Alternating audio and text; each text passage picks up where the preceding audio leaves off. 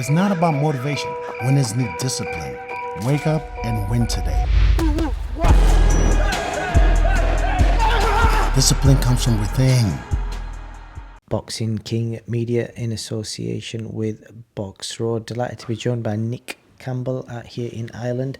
Nick, you've been kind of off the radar for a while, so just tell us what you've been up to. Yeah, listen, teamed up with Andy and Joe. That's why I'm out here training with them.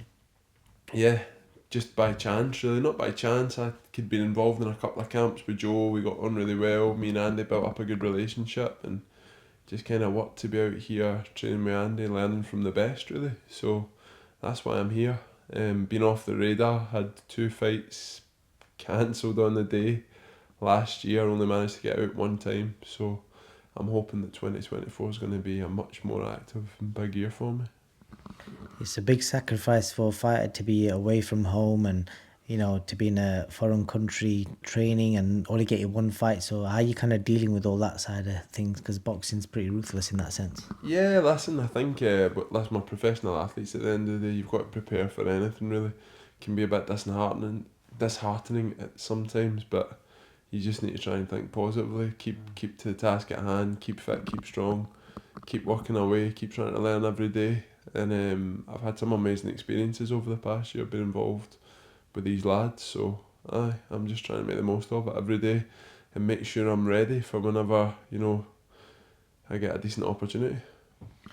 Where are you with Andy in regards to, you spent quite a lot of time with him now, has he changed you as a fighter from, the guy that we saw, on Sky Sports just a year and a bit ago? Yeah, 100%.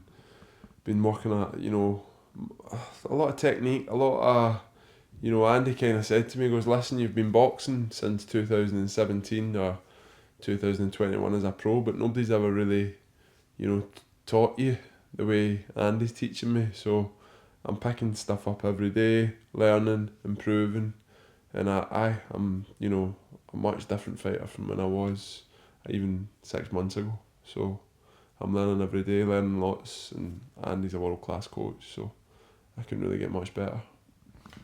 What would you say is the hardest thing about, being in your position right now, where you, like you said, that you've been training for a long time but not got the fight dates you wanted, and but you're still kind of hustling away?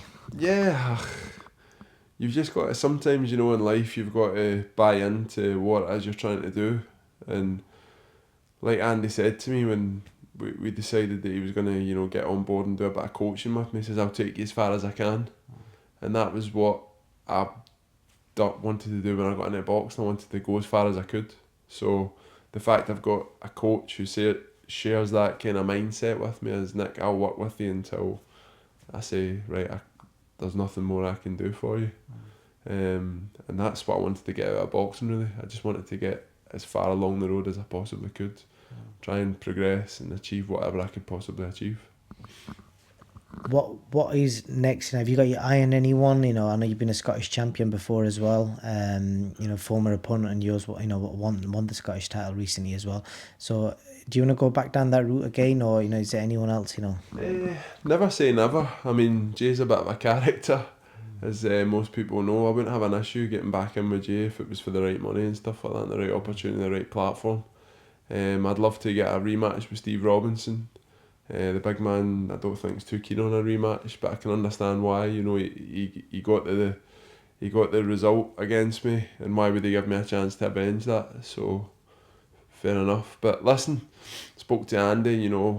Next fight is March the 21st in Birmingham, and he just basically said, get the best possible opponent you can, and that's the kind of mentality from now on. I've not got bags of time to develop and do it that I obviously need to develop, but it's to take meaningful fights against good opponents. And yeah, listen, just be ready for anybody, really.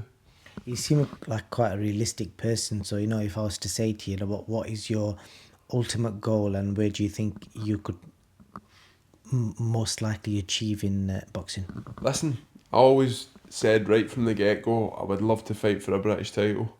There's never been a Scotsman to win the British title at heavyweight, and I think that would be an incredible achievement if you could, get there and do it. And listen, I think it's something that's not, it's not unrealistic. It's something I can achieve, and especially given the team I've got around me now, you know, working with Andy, being in training with Joe when I'm over here in Ireland.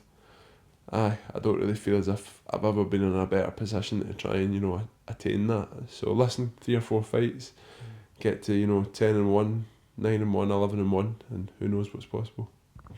I know you've been lucky enough to spar some great fighters. You probably fought, I think, all the best fighters of this year. I think from the stuff I've seen in the past, you know, I'm just going to put you on the spot.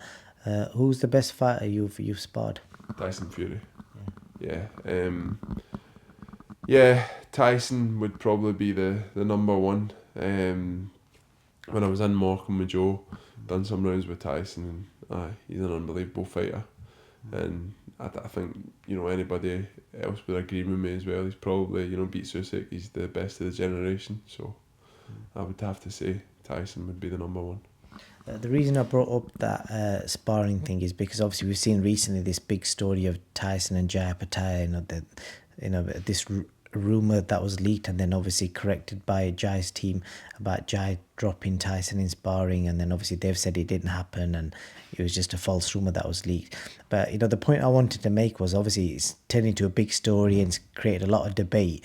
But do we see this in any other sport? Like I was giving the example, I was speaking to Joe off camera, like cricket, for example. If you're a batsman, you're going to be batting, practicing against, say, some young kid who's 16 years old bowling to you. And if he bowls you out, does that mean it's the end of your career? Or boxing's quite brutal in that sense, where even if you did get dropped or if you had a bad spar, you kind of like getting judged on that. Yeah, I mean, first off, I never really read too much into any of these stories because, you know, obviously having been involved in some of the sparring camps and camps now, what's reported and what's actually reality are two different things. And it's almost like Chinese whispers, you know. He's left and then it turns into this mad, you know, crazy story of whatever. Like, not crazy, but just ridiculous. But I never really buy too much into any of those kind of stories. And like you say, boxing's probably the only sport in the world where, you know, if it was football and somebody scored a free kick into, I don't even know who the top goalkeeper is, you know, nobody would be reporting it, just be a goal. Life goes on, you have up days, you have, you know, down days. Sometimes you're on it, sometimes you're not, sometimes you get caught, sometimes you catch somebody. It's just one of those. And if you're sparring top level guys, yeah, it's inevitable. You're going to have bad days and good days, so I don't really buy too much into it. But like you say, boxing's one of those sports, in it, where, you know, these stories can kind of turn into massive big headlines, and it's not really relevant. I 100% agree with you. I spoke to Antonio Talva the other day, and he basically said, he gave me an example. He goes, he got dropped once in sparring, but he goes, the main thing is, as long as it doesn't happen on fight night. So like I'm not asking you to tell me if you've ever got dropped in sparring, but have you ever had them spars where you thought, fucking hell, I've got the shit beaten out of me today, but you know what, I'm going to come back tomorrow, and you've learned from what you did wrong, and then it's gone the other way? Yeah, listen, 100%. Even when I was an amateur, I can remember being away in camps in Russia and Lithuania and stuff like that. You've been against lads who've got like 12-ounce gloves on, and they be putting it on you, and they're good fighters over there, do you know what I mean? And some days you be coming out going, Jesus, I wasn't that good today. But you just go away, go back to the drawing board, reassess, come back the next day and come back stronger. And like you say, it's sparring, it's not a fight. You'd much rather, like Antonio Tarver said, you'd much rather get dropped in sparring than you would do in a fight. Not that you want to get dropped at all, but sparring's sparring, fighting's fighting. That's, you know what I mean? They're called that for a reason. Definitely so. Other than that, Nick, I don't know, is there anything else you want to tell your fans? Or I know you got a fight coming up in Birmingham. Can you do a Brummie accent? No, I'm not even going to attempt. I can barely do an English accent. I can barely speak English. You know, I've been getting told off other lads in camp here. But no, listen, I've got a fight coming up the 21st of March at Excelsior Sporting Club in Cannock, just outside Birmingham.